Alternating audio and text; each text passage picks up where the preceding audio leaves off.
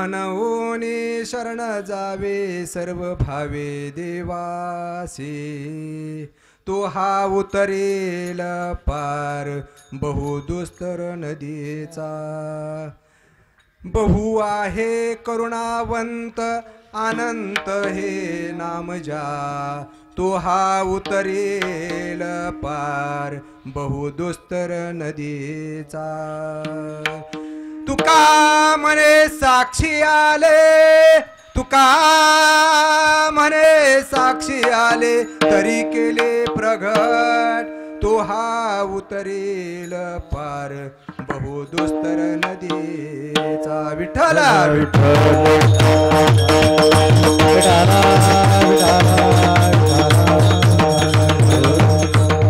महायोग पीठे तठे भीमरत्यं वरं पुंडरीकाय दातु मुनीन्द्र समागत्य तिष्ठन्त आनन्दकन्धं परब्रह्मलिङ्गं भजे पाण्डुरङ्गं परब्रह्मलिङ्गं भजे पाण्डुरङ्गं पाण्डुरङ्गा प्रथम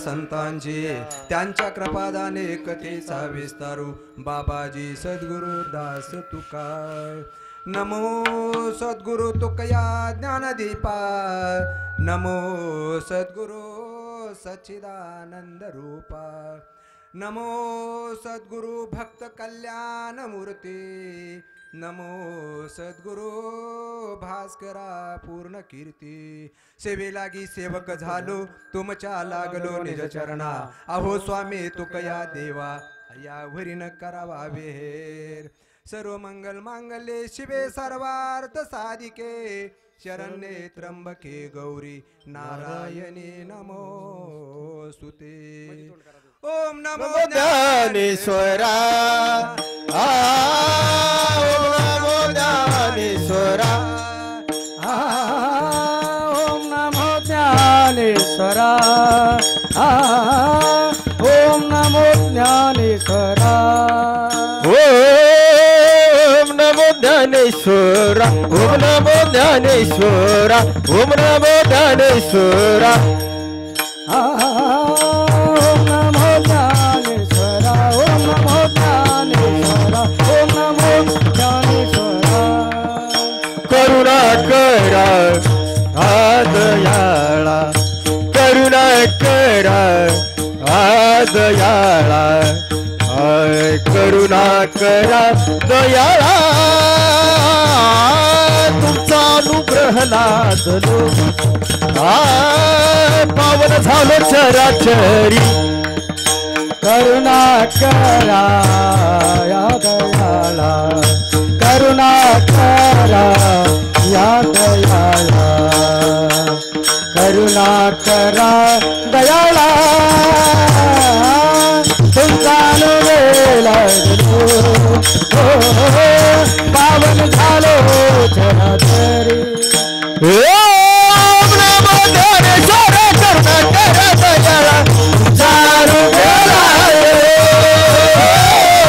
पावन झालो चराचरी ओम नमो ज्ञानेश्वरा करुणा करा दयाळा तुमचा अनुग्रह लाभले पावन झालो चराचरी ओम नमो ज्ञानेश्वर करुणा करा दयाळा तुमचा अनुग्रह लादलो पावन झालो चराचरी जयांचे केलिया स्मरण होय सकळ विद्येचे अधिकरण तेची वंदू श्री चरण श्री गुरूंचे ते नमस्कारून आता विठ्ठल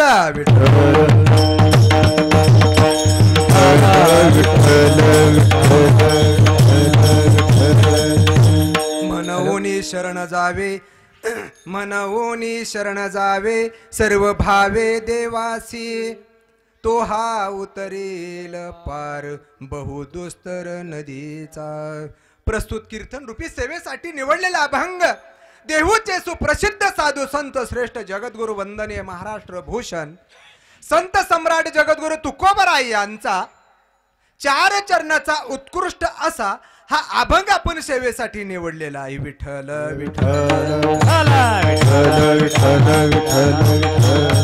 या अभंगातून जगद्गुरु तुकोबराया उपदेश करतायत म्हणजे सांगतायत नेमकं उपदेश म्हणजे कुणाला उपदेश करावा उपदेश करण्याचं सुद्धा तत्व आहे ते उपदेश करण्यासाठी उपदेश करून घेण्यासाठी तो जीव तेवढ्या अधिकाराला प्राप्त असला पाहिजे बरं ठीक आहे तो जीवाचं जीव भाव ईश्वर जड आणि इतर हे पाहण्या आणि या अभंगाचा भाव पाहण्याआधी आपण अल्पसा परिहार तो द्यायचा असा की प्रतिवर्षाप्रमाणे याही वर्षी चालत असणारा अखंड हरिनाम सप्ताह सोहळा हनुमान नगर श्री क्षेत्र तुळजापूर या ठिकाणी चालत असणारा हा नाम सोहळा व या सर्व संयोजनांच्या व ग्रामस्थ पंचक्रोशी या संयोजनाच्या माध्यमातून व या सर्व या संयोजन आणि संयोजक मंडळींना पहिल्यांदा नमन करूया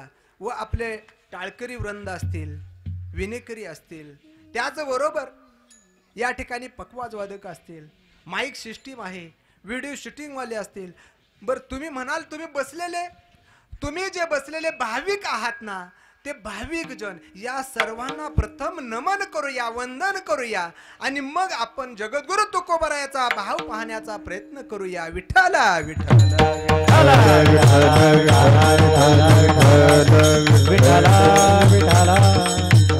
म्हणून शरण जावे सर्व भावे देवासी. मग शरण जावे. जगद्गुरु तुकोबराया काय म्हणतात की जीवानं काय केलं पाहिजे? शरण गेलं पाहिजे. मग जीवाला शरण गेलं पाहिजे जीवानं, पण कुणाला शरण जायचंय? कुणाला शरण जायचंय? बायकोला? कोण म्हणलं? देवाशी. हा, शरण गेलं पाहिजे. बायकोला शरण जाऊन चालत नाही, नाहीतर आयुष्यभर असो. ती पुढे विषय आहे, तुम्हाला कळत नाही. मग सांगायचं तात्पर्य की शरण जायचंय. कुणाला शरण जायचंय? शरण जा. जगद्गुरूने सांगितले, शरण जायला सांगितले. एक तर जीवानं, जीवाला शरण जाऊन उपयोग नाही. जीव जीवाला शरण जाऊन उपयोग नाही. उघड्यानं नागड्यापाशी जाऊन त्याच्याकडनं काही प्राप्त होत नाही. म्हणून जीवानं जीवाकडे गेलं तरी त्याला त्याचा उपयोग नाही. जास्तीत जास्त कुणाकडे तरी एखाद्या श्रीमंताकडे किंवा सावकाराकडे जर शरण गेला तर काही दिवसापर्यंत काहीतरी प्राप्त होईल, पण मात्र ते परत द्यावं लागतं. म्हणजे शरण जाऊन त्याचं काय होतं? त्याची सोडवणूक होत नाही त्या जीवाची. मग आपल्याला या जीवाला सोडवणूक करायची आहे. जीवाचा अट्टहास काय आहे? जीव कशासाठी जन्माला आलेला आहे? जीवाचं कर्तव्य काय आहे? बरं, जीव म्हणजे कोण आहे हे तुम्हा आम्हाला कळलं पाहिजे. याच्यासाठी जगद्गुरु तुकोबराया तुम्हा आम्हाला उपदेश करतायत. पण तो अधिकार मुमुक्ष लोकांना उपदेश करताना, अधिकारी, मुमुक्ष म्हणजे अधिकारी लोकांना उपदेश करतायत.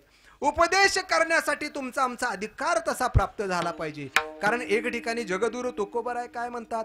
ऐका ऐका भाविक जन. काय म्हणतात? ऐका. उपदेश करतायत तुम्ही भाविक जन.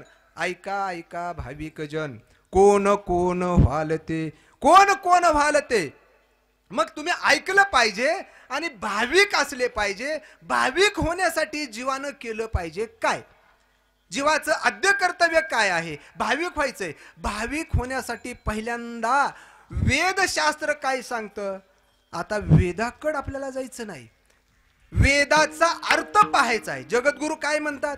वेदाचा तो अर्थ आम्हाशीच ठावा, एराने वावा माता भार.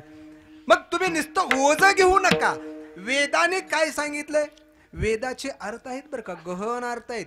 एक ठिकाणी वेदानं तुम्हा आम्हाला या कलियुगामध्ये काय केलं पाहिजे याच्यासाठी एकदम सोपं चिंतन वेदाने सांगितलेलं आहे. मग हे सांगण्यासाठी ज्ञानोबराय एक ठिकाणी ओवी सांगतायत. नाम जपू यज्ञ तो परम, बाधू न शके स्नानाधी कर्म. नामे पावन धर्माधर्म, नाम परब्रह्म वेदार्थे. नाम परब्रह्म वेदार्थे. वेदाचा अर्थ आहे हे नाम. मग एके ठिकाणी वेदाचा अर्थ एवढा सोपा सांगितला. बर, त्या वेदाचा अर्थ पाहण्याआधी ते वेदशास्त्र काय सांगतंय आपल्याला मुळात घ्यायचंय काय? तो अधिकार प्राप्त करायचा आहे. तो अधिकार प्राप्त करण्यासाठी, भाविक होण्यासाठी अधिकार प्राप्त करायचा आहे. तो प्राप्त करायला काय केलं पाहिजे? पहिल्यांदा 3 गोष्टी घालवल्या पाहिजे. 3 गोष्टी घालवायच्यात, आपल्याला सोडून द्यायच्यात. ते कोणत्या? मल, विक्षेप आणि आवरण. मल, विक्षेप, आवरण ह्या 3 गोष्टी घालवल्या पाहिजे. मग मल म्हणजे काय? मल म्हणजे आमच्या या हृदयाची पेटी करून साठवू म्हणतात ना तुकोबराया. मग त्या हृदयाच्या पेटीमध्ये जे काम, क्रोध, लोभ, मद, मत्सर, दंभ, अहंकार या सर्व विषयाला आमच्या हृदयामध्ये ठेवलेला आहे ना, ते विषय रिकामे केले पाहिजे. ते रिकामे झाले पाहिजे आणि केले पाहिजे. मग मात्र त्याच्यानंतर राहतं काय? विक्षेप राहतो. विक्षेप राहिल्यानंतर त्या विक्षेपाला, विक्षेपाचा अर्थ काय? की चंचलता. चंचलता जे आहे त्या विषयाला साठवून ठेवण्यासाठी जे चंचलता आहे, ते चंचलता आमच्यातून ते विक्षोभ रूपे असते ना, त्याला घालवलं पाहिजे.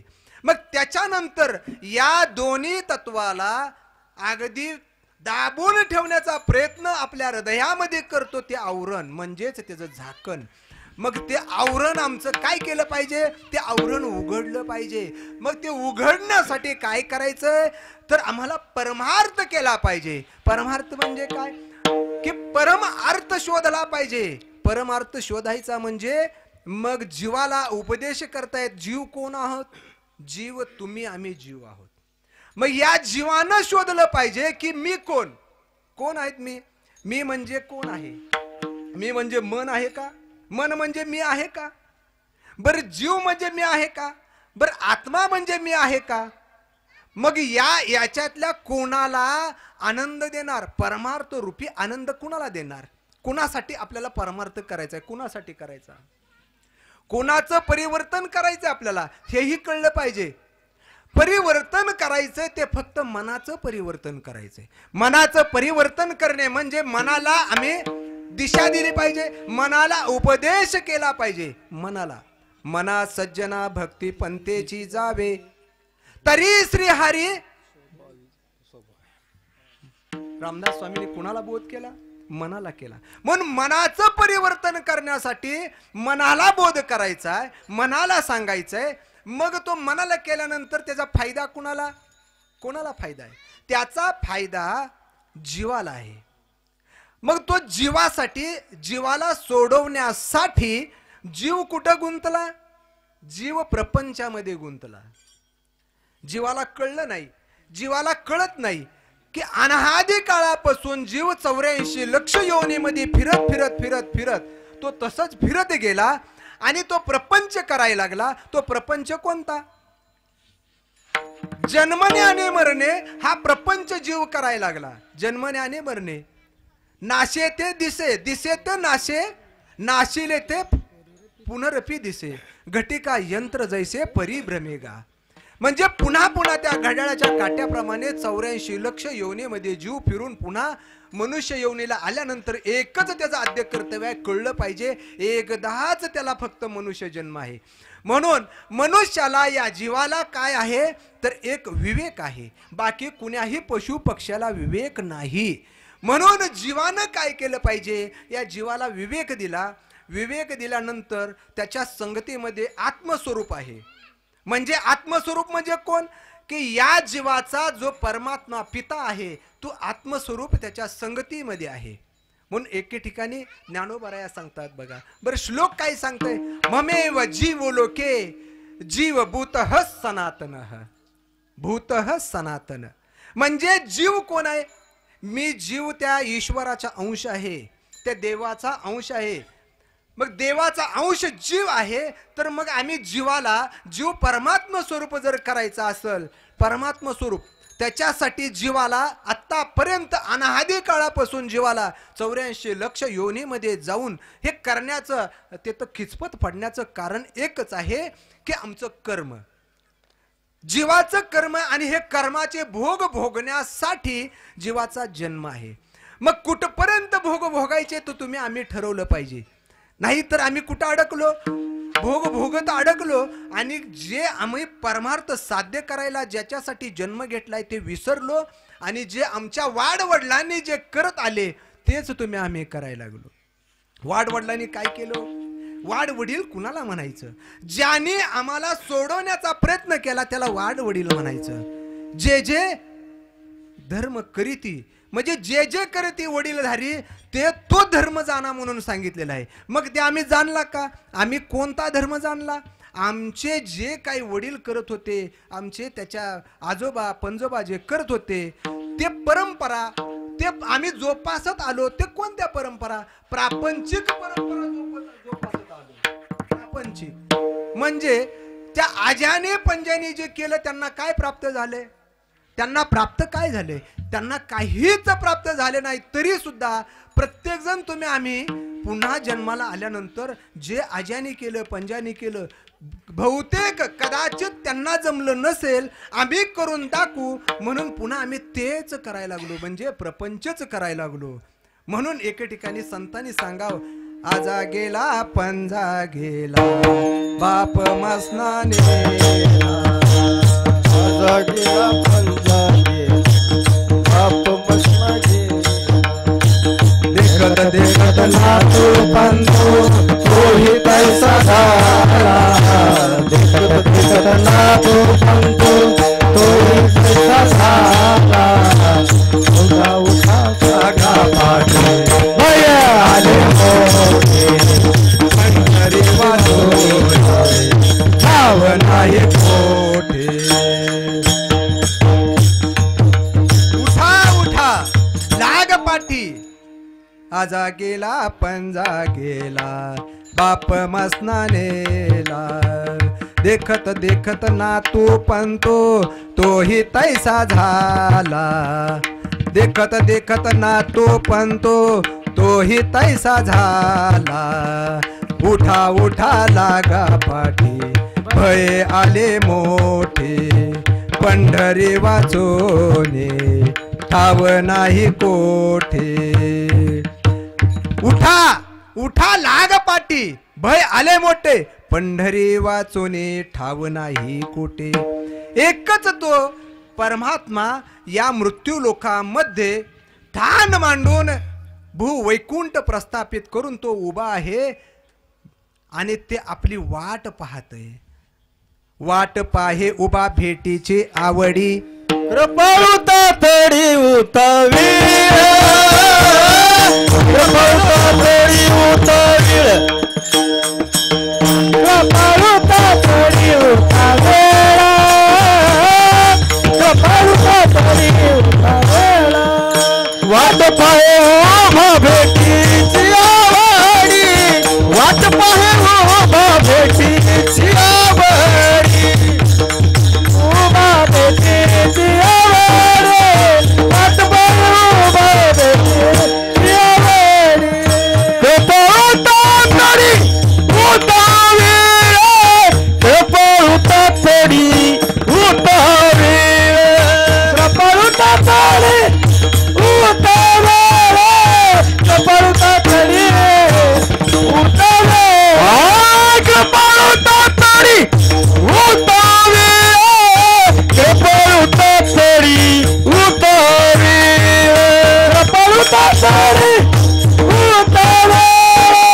कृपाळुता तडी उतावेळ वाट पाहे उभा भेटीची आवडी वाट पाहे उभा भेटीची आवडी वाट पाहे उभा भेटीची आवडी वाट पाहे उभा भेटीची आवडी वाट पाहे उभा भेटीची आवडी वाट पाहे उभा भेटीची आवडी वाट पाहे उभा भेटीची आवडी वाट पाहे उभा भेटीची आवडी वाट पाहे उभा भेटीची आवडी कृपाळू तातडी उतावीळ वाट पाहत आहे पण तरी तुम्ही आम्ही मात्र त्याला खात नाही जात नाही किमान किमान तो भगवंत म्हणतो आषाढी कार्तिकी विसरू नका मज सांगत असे गुज पांडुरंग देव स्वतः सांगतो आषाढी कार्तिकी तरी मला विसरू नका आषाढी कार्तिकीला तर मला भेटा माझ्याकडे या आणि भक्त माझ्याकडे आले पाहिजे जीव माझ्याकडे आला पाहिजे जीवानं एकदा माझ्यापासून जो गेला पण तो जीव विसरला आणि प्रपंचामध्ये गर्क झाला आणि नव्हे त्याचबरोबर जीवानं आपलं कर्म धर्म संयोग अलग मांडलं ईश्वराशी जड ईश्वराचा भेद आणि जीव ईश्वराचा भेद मानून तो दूर दूर जाऊ लागला याच्यासाठी त्यानं काय केलं पाहिजे तो जीव माझ्याकडे आला पाहिजे असं देवाला सुद्धा वाटतं पण जीव भरकटू नये म्हणून अशा या जीवाला अधिकार प्राप्त करा आणि अधिकार प्राप्त केल्यानंतर जगद्गुरु तुकोबराय म्हणतात की बाबांनो मी सांगतो ऐका काय केलं पाहिजे जीवाचा उद्धार करण्यासाठी तुम्ही एकच केलं पाहिजे ते अभंगाचं पहिलं चरण मनोनी शरण जावे मनोनी शरण जावे मनोनी शरण जावे मनोनी शरण जावे मनोनी शरण जावे मनोनी शरण जावे मनोनी शरण जावे मनोनी शरण जावे सर्व भावे देवासी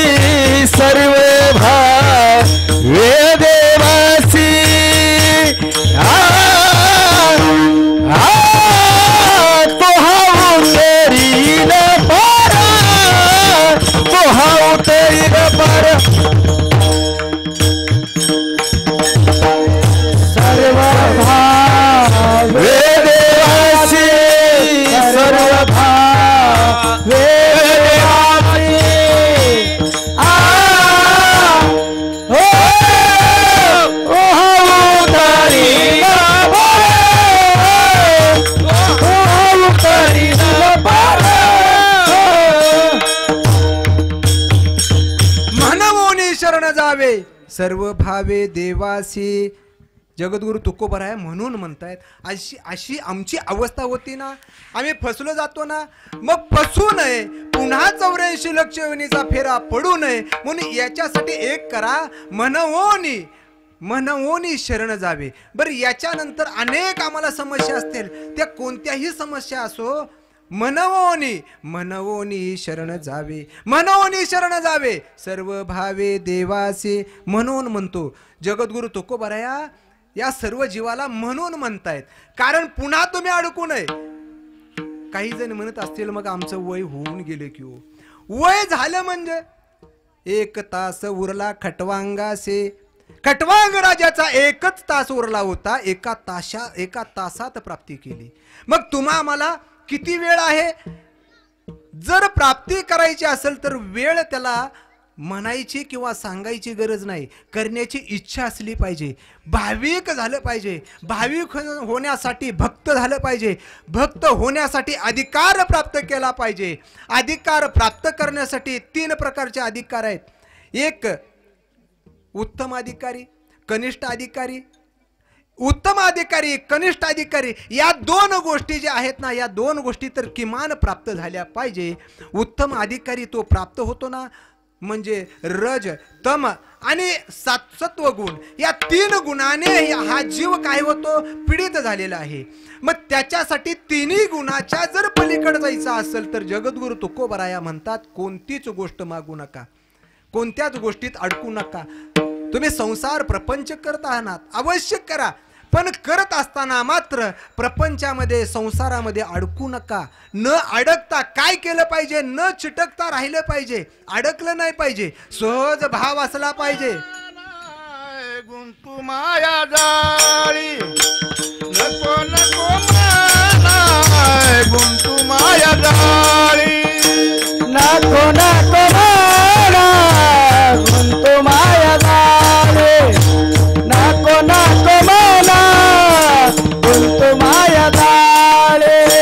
नको नको मानाय, गुंतू माया जाळी नको नको माना, गुंतू माया जाळी. नको नको माना, गुंतू माया जाळे. नको नको माना, गुंतू माया जाळे.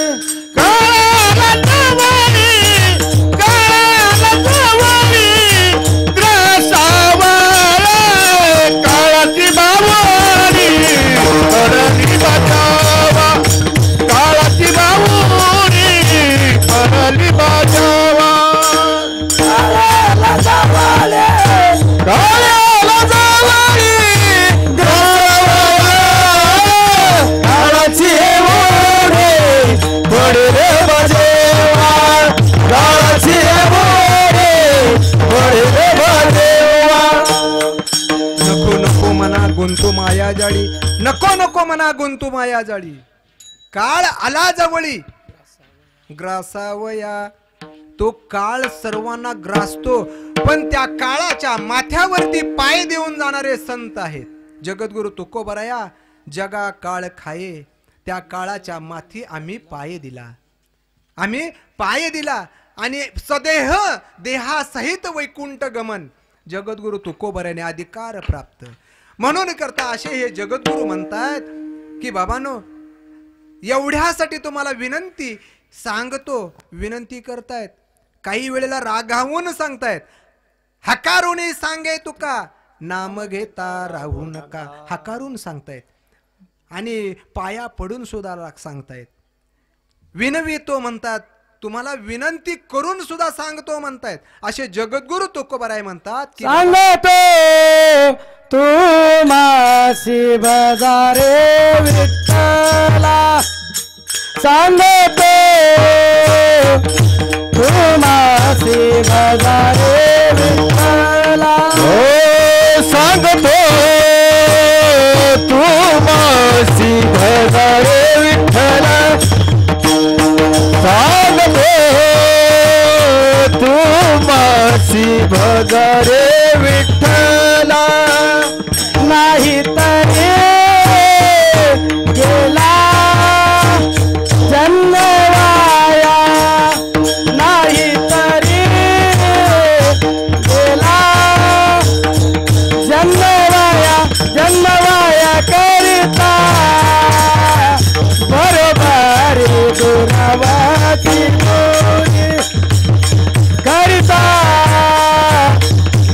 बारे दुरावाची दुरी नाही तरी जन्मला जन्मवाया नाही तरी गेला जन्मवाया करिता भर भरी दुरावाची दुरी करिता भर भरी दुरावाची दुरी सांगतो तुम्हाशी भजारे विठ्ठला नाही तरी गेला जन्मवाया सांगतो तुम्हाशी सांगतो म्हणतात मनवोनी काय करा भजा मनवोनी शरण जा मनवोनी शरण जा सर्व भावे देवासी शरण जा मग शरण जायचंय कोण शरण कसं जायचंय ते आपण उदाहरण पाहूया शरण जाण्यासाठी एकदा अशी परिस्थिती परीक्षित राजांची झाली परीक्षित राजा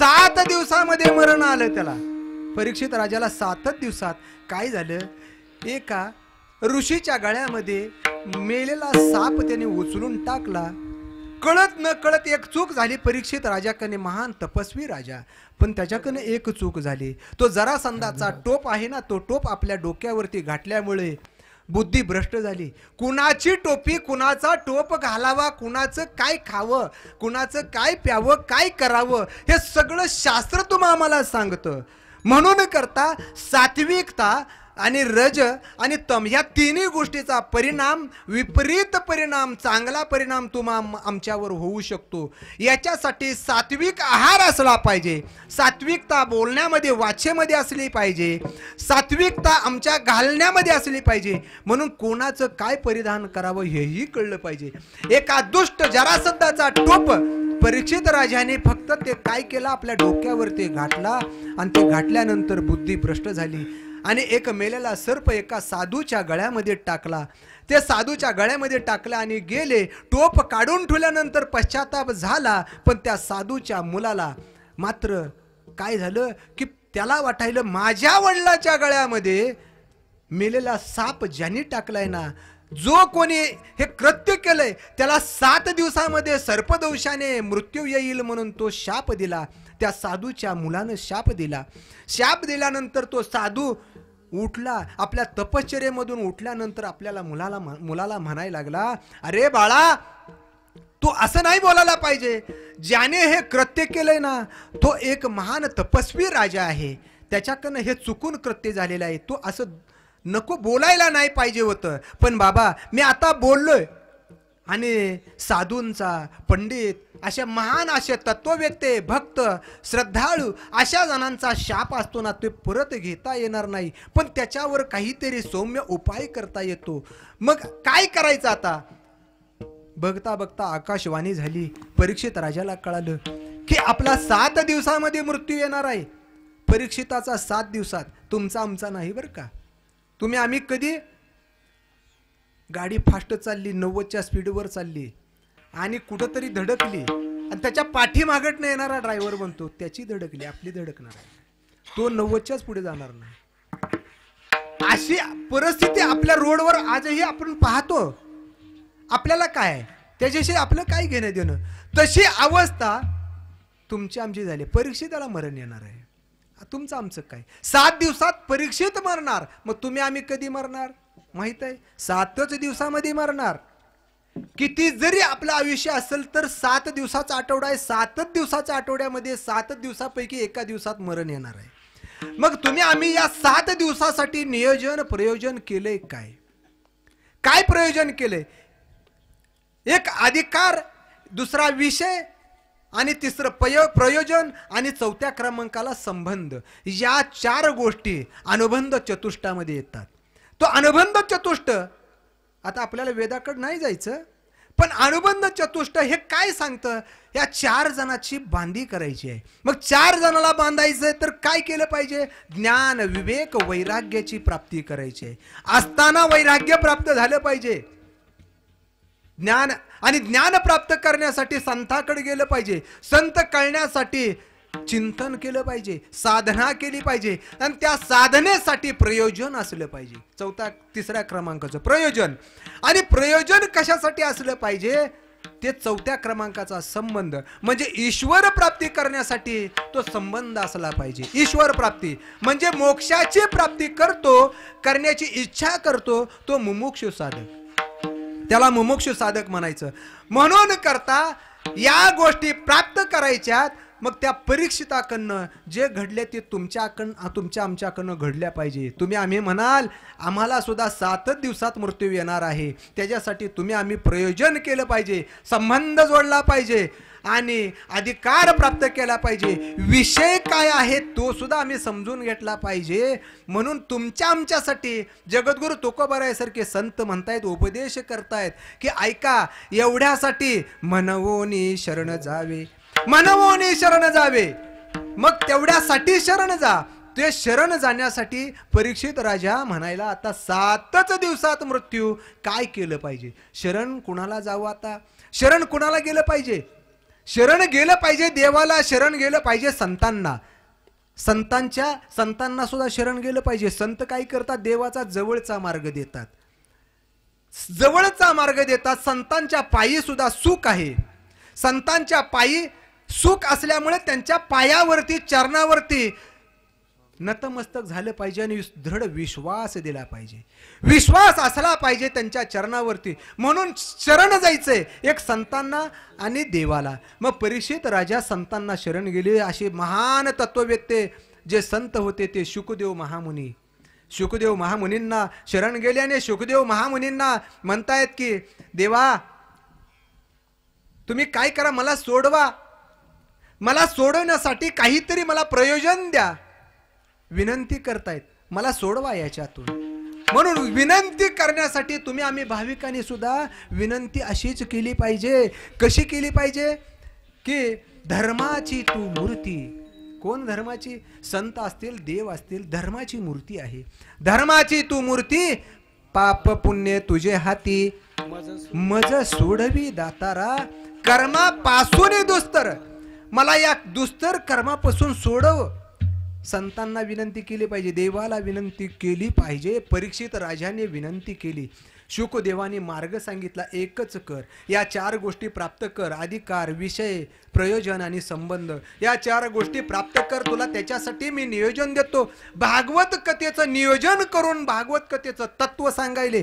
कथा, रामकथा, भागवत कथा, सर्व कथा आम्हाला चरित्र माहित आहे, पण त्याचे तत्व कळले पाहिजे. तत्व कळण्यासाठी श्रवण, एक सर्व अंगाचं कान करून तत्व जाणलं पाहिजे.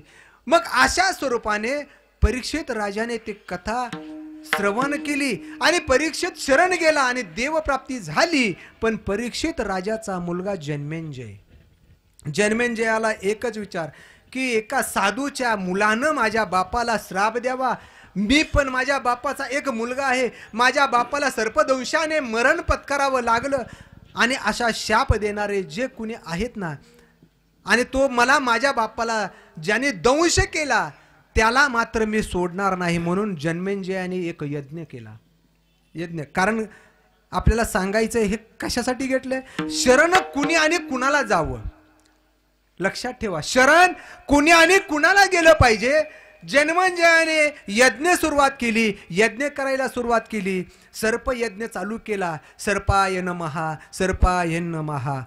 आणि एक एक या पृथ्वी तलावरती सर्व सर्प त्या यज्ञामध्ये आहुती देऊ लागले, जाऊ लागले. बघता बघता एक तक्षक तो राहिला आणि तक्षकाला वडायला लागला. तेवढ्यामध्ये तो तक्षक म्हणाला, आता माझे काही खैर नाही, आता मी काय करू? शरण कुणाला जावं कळना. तक्षकाला शरण कुणाला जावं कळना. तक्षकानं काय केलं की शरण जाण्यासाठी एक देवादी देव इंद्रदेव, देवादी देव इंद्रदेव, इंद्राला शरण जाण्याचं ठरवलं. इंद्राकडे गेला. इंद्रदेवा मला शरण द्या, मला शरणार्थ स्वीकारा, मी शरण आलोय तुम्हाला, मला स्वीकारा. इंद्रदेवाने म्हणले, बरं झालं, एवढ्या कितीतरी कालावधी गेला, मला शरणच कुणी आलं नव्हतं. इंद्राला कोण शरण जाते? देवाला शरण जाईल, इतर जे मुख्य देव आहेत त्यांच्याकडे शरण जातील. पण इंद्रदेवाला शरण गेल्यानंतर इंद्रदेव म्हणायला की ठीक आहे, माझ्या पाठीमागे राहा, कोण काय करतंय बघू. इंद्रदेवाच्या पाठीमाग तो तक्षक बसला आणि बसल्यानंतर जन्मेंजयाने तिथं आहुती द्यायला सुरुवात केली. मंत्र बदलला आणि मंत्रामध्ये इंद्राय तक्षकाय नमः, इंद्राय तक्षकाय नमः सुरुवात केली. आणि इंद्राचं आसन डळमळायला लागलं. इंद्राचं आसन पुढी येऊ लागलं.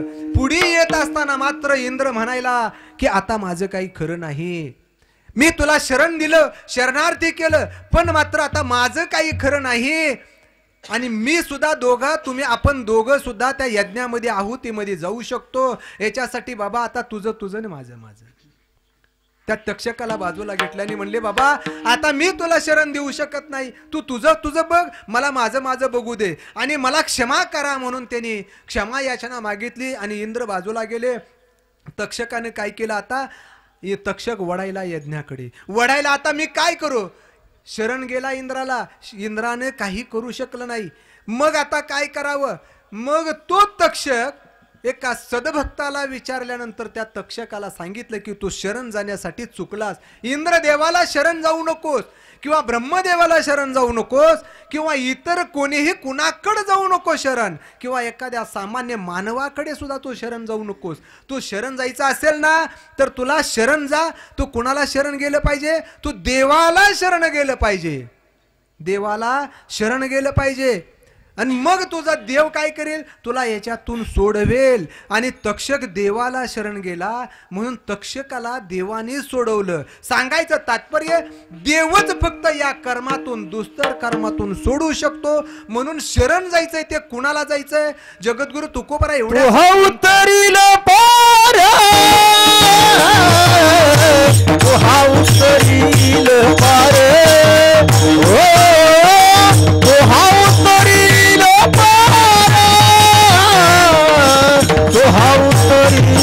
पारे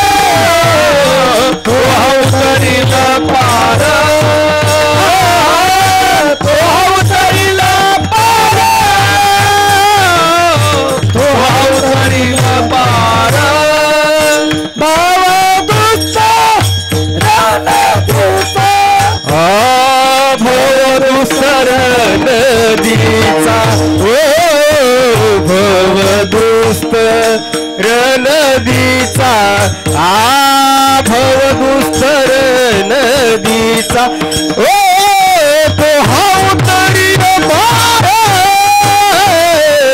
तो हावतरील पारे,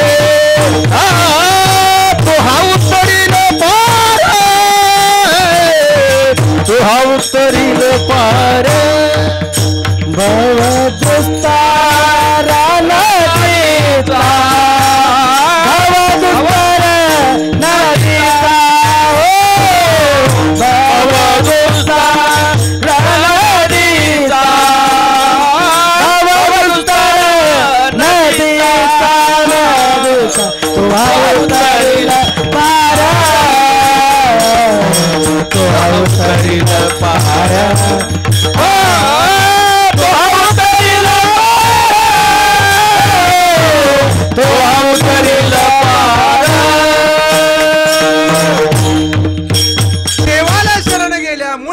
काय केलं.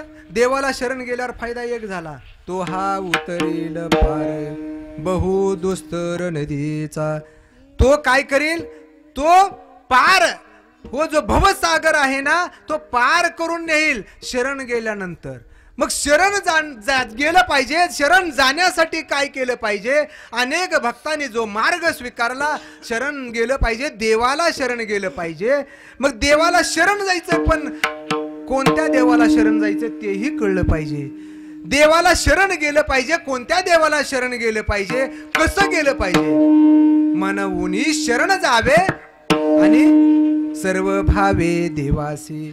भाव असला पाहिजे, सर्व भाव. भाव कोणता? भाव असला पाहिजे का नाही, म्हणजे भावासहित गेलं पाहिजे देवाकड. मग कोणता भाव? तुम्हा आम्हाला किती भाऊ आहेत? 2 असतील, 4 असतील, कोणाला 3 असतील. या भावासहित का नाही? भाऊ आणि भाव याच्यामध्ये फरक आहे. भाव असला पाहिजे, भाऊ नाही. मग तो भाव कोणता?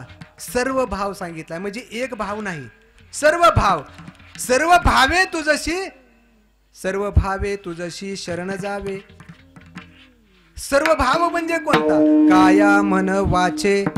काया मन वाचा. कायेनं गेलं पाहिजे, वाचेनं गेलं पाहिजे आणि मनानं गेलं पाहिजे. या तिन्ही तत्वानं शरण गेलं पाहिजे. काया वाचा मन सहित देवा. अनेक दुसरे नाही माझे मना. अनेक दुसरे, याच्यापेक्षा दुसरं काही नाही. म्हणून अशा स्वरूपानं शरण गेलं पाहिजे. मग तो काय करेल? तो हा उतरेल पार.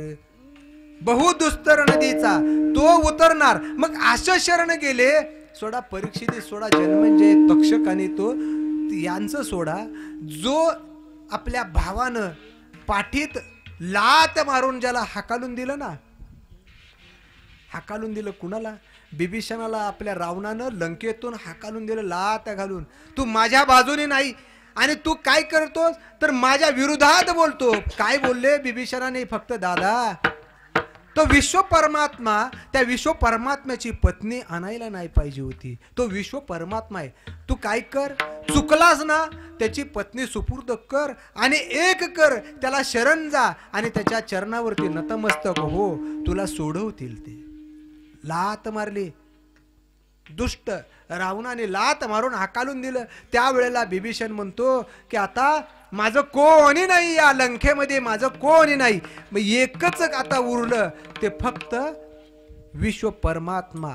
त्या विश्व परमात्म्याला शरण गेल्याशिवाय आता दुसरं कोणी नाही. ज्या वेळेला बिभीषण शरण गेला कुणाला?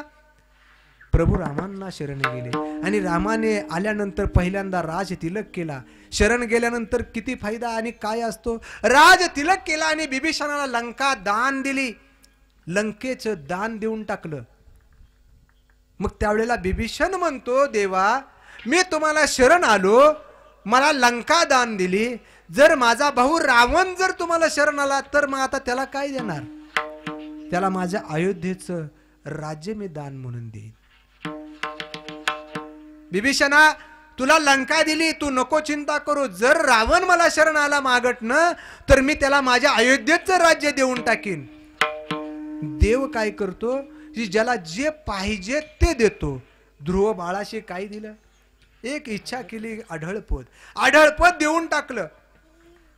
अभिमन्यूला दुधाचा सागर हवा होता, एक दुधाचा सागर देऊन टाकला. जगद्गुरु तुकोबराया प्रत्येक देवांच्या अवतार कार्यामध्ये त्यांच्या बरोबर होते. त्यावेळेला जगद्गुरु तुकोबराया म्हणतात की ज्या वेळेला प्रभू तुम्ही अनेक भक्तांना काही ना काही देऊन अडकावून ठेवत होतो ना, सुदामजी देवाला सुवर्ण नगरी दिली आणि त्यांना अडकावून टाकलं. अशा अनेक भक्तांना तुम्ही दिलं ना, काही ना काही दिलं.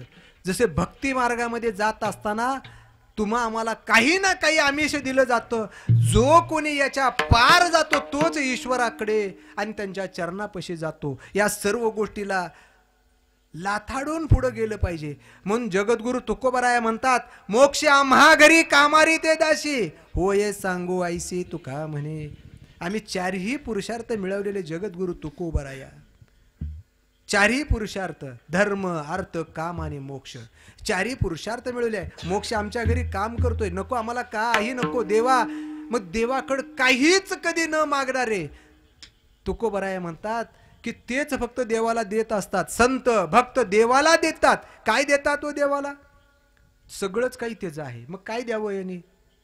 तुका म्हणे जीव भाव देवा पाही, ठेवून ते काही न मागती, काही मागत नाहीत, हे सगळं समर्पित करतात. मग अशा या भक्तांना देव काय करतो, तो हा उतरील पार बहु दुस्तर नदीचा. दुस्तर असणारी नदी पार करून येतात. सामान्य ओढा, नदी, सागर हे पार करायला असतात ना भरपूर, त्याला उपाययोजना भरपूर आहेत. नावेतून जाता येईल, सगळं करता येईल. भवसागरातून जाण्यासाठी मात्र भगवान परमात्म्याचीच आवश्यकता आहे. म्हणून भवसागर तरण्यासाठी भगवान परमात्म्याला शरण गेलं पाहिजे. भवसागर तरायचं आहे ना, तर त्या परमात्म्याला शरण गेलं पाहिजे. म्हणून जगद्गुरु तुकोबराया त्या परमात्म्यासाठी एकच करतायत की हे जग आहे ना, हे विश्वच्या विश्व सगळं त्यांच्याकडे आलं पाहिजे. म्हणून विश्व सगळं ढवळण्यासाठी जगद्गुरु तुकोबराया हे विश्व ढवळण्याचा प्रयत्न कसे करतात.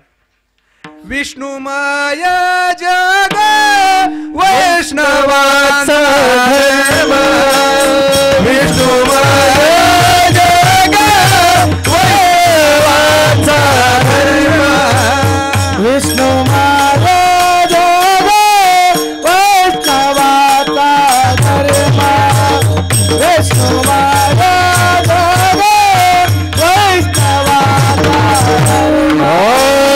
विष्णुमय जग वैष्णवाचा धर्म, विष्णुमय जग वैष्णवाचा धर्म. वेदा वेदा अमंगला अमंगला, वेदा वेदा ब्रह्म अमंगला अमंगला, वेदा वेदा ब्रह्म अमंगला अमंगला अमंगला. आई काले प्रेमे भक्त भागवत, आई काले प्रेमे भक्त भागवत. भेद भेद धर्म अमंगल, भेद भेद धर्म अमंगल अमंगल, भेद भेद धर्म अमंगल अमंगल अमंगल. आई काली तुम्ही भक्त भागवत, आई काली तुम्ही भक्त भागवत. विठोबार कुमार, विठोबार कुमार, विठोबार कुमार, जय विठोबार कुमार, विठोबार कुमार, जय विठोबार कुमार, विठोबार कुमार, विठोबार कुमार, विठोबार कुमार, विठोबार कुमार, विठोबार